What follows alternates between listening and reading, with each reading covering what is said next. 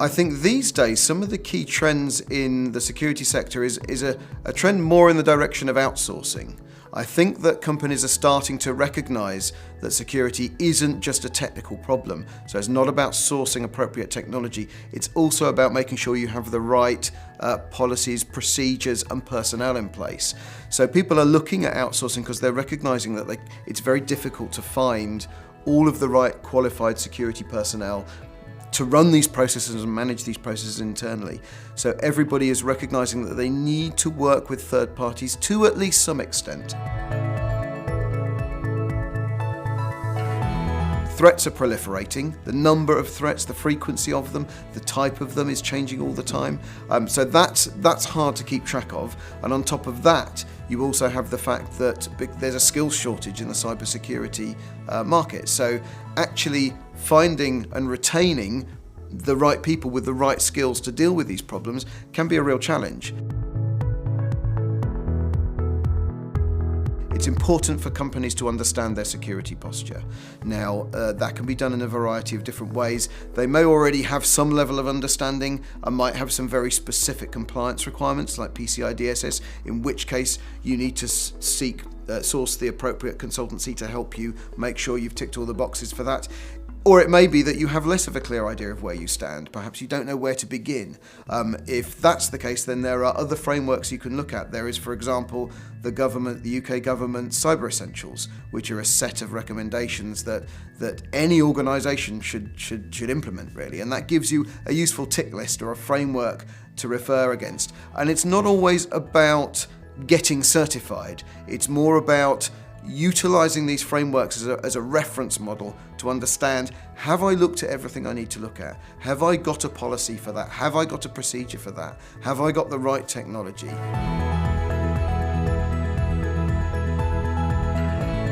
There are a lot of interesting technologies trying to do away with passwords, basically, because passwords are one of the classic weak links in the security infrastructure, and you still find even these days in most organisations you've got about 10 or 15 different passwords you need to try and remember, and people end up writing them down because they can't remember them all, or they just make them really easy to remember, which means they're easy to guess. So implementing technologies that can actually do away with the need for passwords securely, like two-factor authentication, push notifications, things like that, but also making sure that those are used for all different manners of authentication, so access to applications, everything's using the same system, so yeah, you don't get that system set up for one application but then find you're still using passwords for another. Everything is so more centralised identity providers is probably going to be, a direction things are moving in.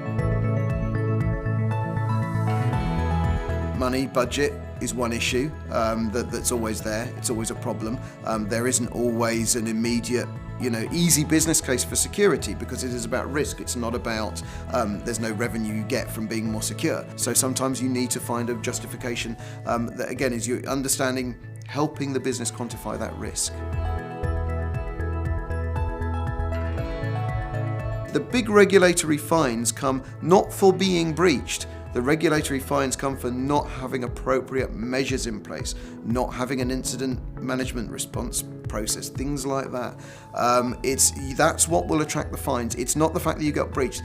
The regulators accept people will get breached. They expect you to get breached. They want to know, did you take the right measures to ensure that that's properly controlled, to ensure the impact of that breach can be limited? Because it's not just about stopping it happening in the first place, it's also about preventing the collateral damage, the ramifications, the further impact from going a bit further. Well, I think the important thing about Capita is that Capita is first and foremost a people organisation. Our core business is business process outsourcing, not technology. So though we have a large technology division with very large levels of technology competence, it's not all about the technology. We are as much about the people and process side as we are about the technology side. We've got a fairly extensive in-house consultancy team that can provide that consultancy I spoke about all kinds of different security frameworks, all kinds of different regulatory requirements, can help find the appropriate framework for each different customer. So we have that advisory capacity, we have that technology capacity, we have that people and process capacity.